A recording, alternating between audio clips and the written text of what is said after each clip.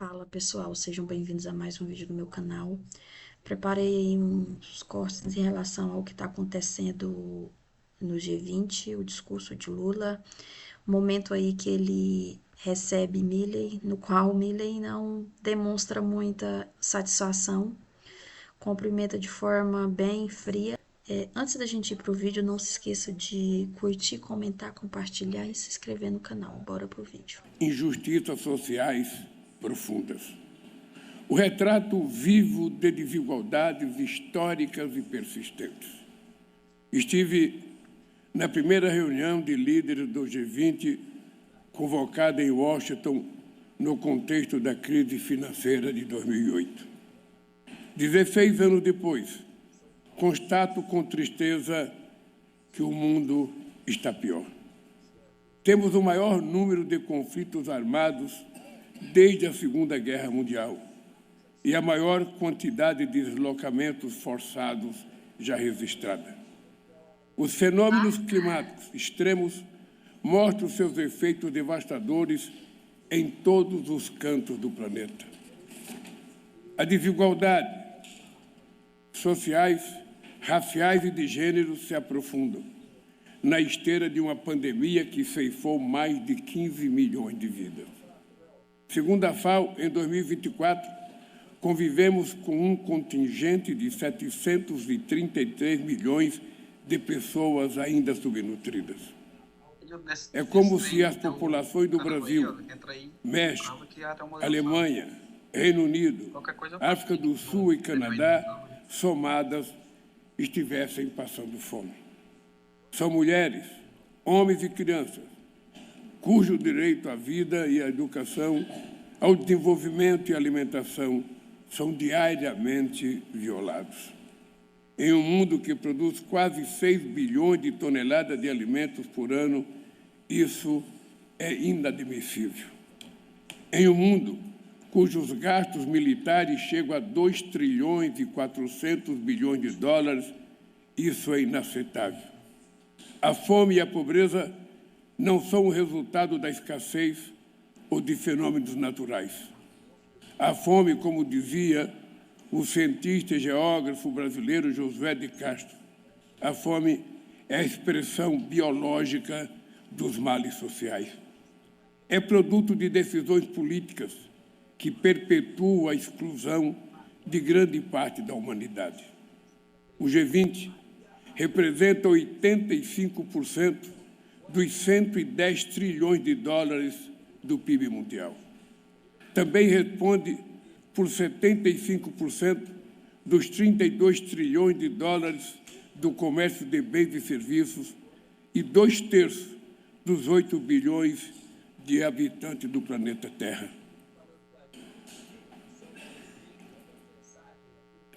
Compete aos que estão aqui, compete aos que estão de volta desta mesa, a inadiável tarefa de acabar com essa chaga que envergonha a humanidade. Por isso, colocamos como objetivo central da presidência brasileira no G20 o lançamento de uma aliança global contra a fome e a pobreza. Este será o nosso maior legado. Não se trata apenas de fazer justiça.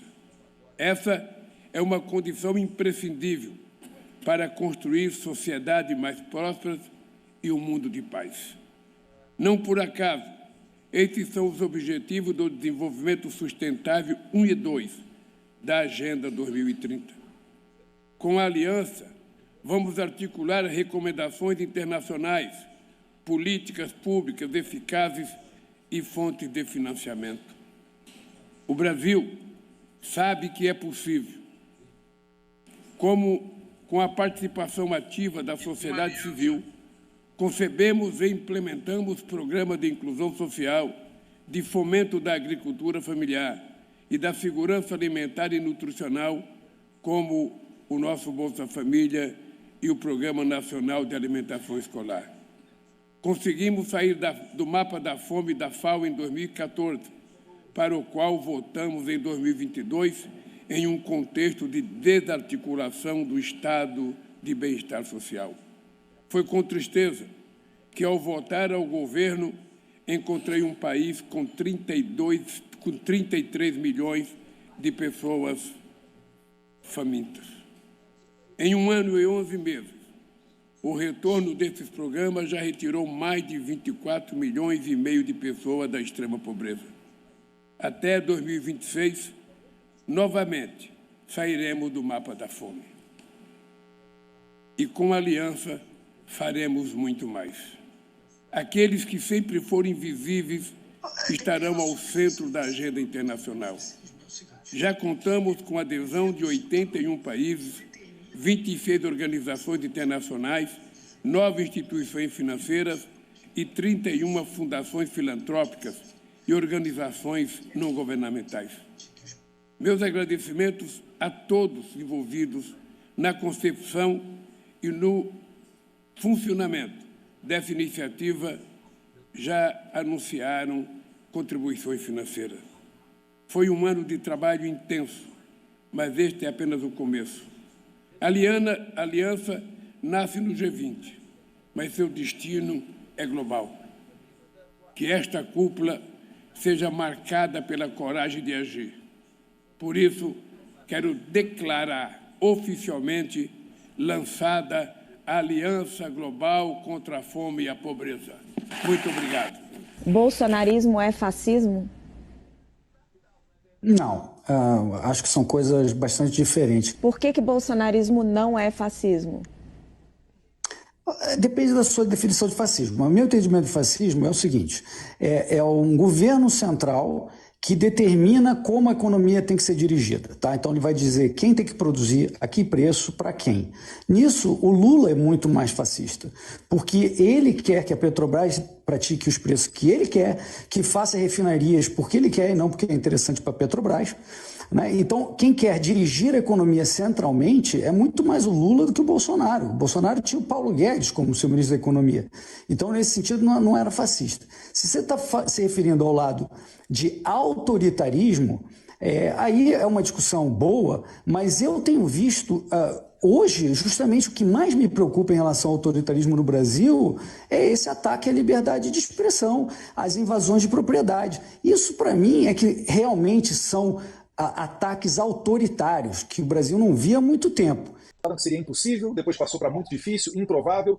Por agora eu já escuto algumas pessoas falando que há espaço sim, com essa nova atmosfera, inclusive vinda da eleição norte-americana, para que seja revertida a inelegibilidade do presidente Jair Bolsonaro. Eu sempre lembro, ele está inelegível por quê? Porque se encontrou com embaixadores e aí foi condenado por abuso de poder político. Eu pergunto quantos votos ele ganha pedindo para estrangeiro votar nele, sendo que ele nem pediu, né, esse tipo de voto, né? E também por ter subido no caminhão de som do pastor Silas Malafaia e ter dado um discurso ao lado do Luciano Hang. Eu não consigo entender como que isso daí pode ser considerado crime e deixar uma pessoa inelegível. Só que essa é a nova estratégia da esquerda mundial. Isso não ocorreu apenas no Brasil. Ocorreu na Venezuela, depois deles terem aprendido a lição com a Nicarágua. A Nicarágua, do ditador Daniel Ortega, de esquerda, ele prendeu 7 adversários presidenciáveis que concorriam com ele. E aí, vejam só, ele foi eleito. E quem que deu parabéns para ele? O próprio PT. Depois, acabaram editando a notinha, porque pegou meio mal. Se saímos da Nicarágua e fomos para a Venezuela, o Maduro já aprendeu a lição. O que ele fez? Ele tornou inelegível não só a Maria Corina Machado, mas mesmo o de centro-esquerda, o candidato Capriles.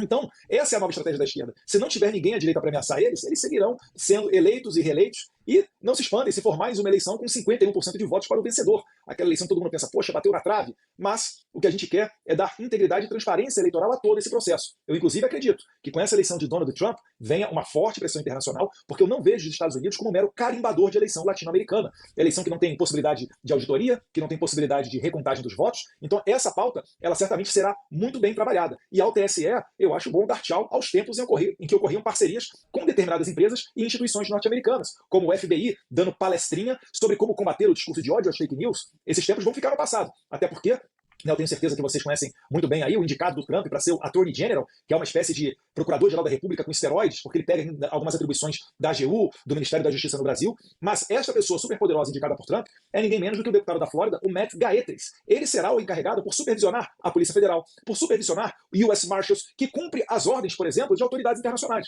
Então, aquilo que já ficou feio para Alexandre de Moraes, pedindo a extradição do Alan dos Santos, pegando o passaporte, inclusive, do Rodrigo Constantino, que está aqui conosco, Paulo Figueiredo, dentre outros jornalistas, essas ordens não foram cumpridas porque as autoridades brasileiras não estão se dando ao respeito, estão achando que as outras autoridades internacionais são meros carimbadores e tentam fazer essas coisas acontecer sem embasamento nas leis e na Constituição. O Brasil está caindo em descrédito. E assim como hoje o governo da Argentina não cumpre o mandado vindo da narcoditadura de Nicolás Maduro, eu tenho certeza que também não cumprirá esse pedido de extradição vindo de Alexandre de Moraes contra, todo respeito, pobres coitados que foram se refugiar na Venezuela, na Argentina, esses 61 brasileiros, que inclusive uma matéria da revista Oeste mostra muito bem, essas pessoas chegaram ao cúmulo, me desculpe aqui, Ana Paula Henkel, as senhoras que nos escutam, né, de viver em casas onde não tinha banheiro.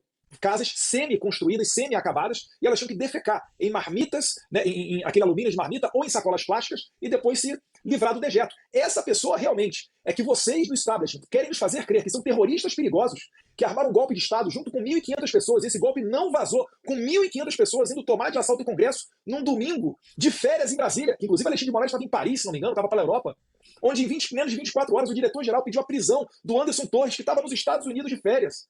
Pelo amor de Deus. E tudo, finalizando, né, a cereja do bolo, arquitetado por Jair Bolsonaro, que esperou sair da presidência da República e quando não tinha mais controle sobre a Polícia Federal, quando não era mais chefe supremo das Forças Armadas, pegou senhorinhas com bíblias na mão, uberistas e até pessoas com transtornos psicológicos e foi tentar fazer um golpe de Estado sem dar um tiro sequer, sem nenhuma arma apreendida.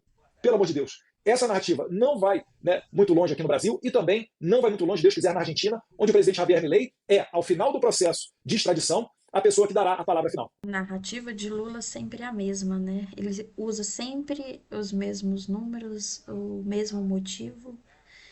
Qualquer pessoa que dá um Google vai ver que os números não são esses. Pior de tudo, que expõe o Brasil, todas essas pessoas que estão envolvidas, ele já tem todos esses números, então é uma vergonha nacional. O Brasil tá virando chacota. Primeiro vem Janja e insulta Elon Musk, que é ligado ao governo de Trump. Aí vem o presidente e solta essa que temos 33 milhões de pessoas, passam pessoas famintas. Como se ninguém soubesse do número real. Até quando ele vai usar esse assunto de pessoas com fome? Ele usa tanto na época das eleições, tudo que ele vai fazer, ele sempre coloca esse assunto como pauta. Aí tivemos o encontro de Milei com ele, né? Na cúpula, quando ele chega na cúpula do G20, no qual o Milei foi salvo pela pasta, né? A pastinha, ela pode não conter nada, podia não ter nenhuma informação ali dentro, mas ela já salvou o Milei de muita coisa, salvo pela pasta. Ele não demonstrou muita felicidade ao ser recebida ali pelo presidente. Fez a foto ali de forma bem fria. Em nenhum momento ele quis ter ali proximidade, contato assim muito com o presidente.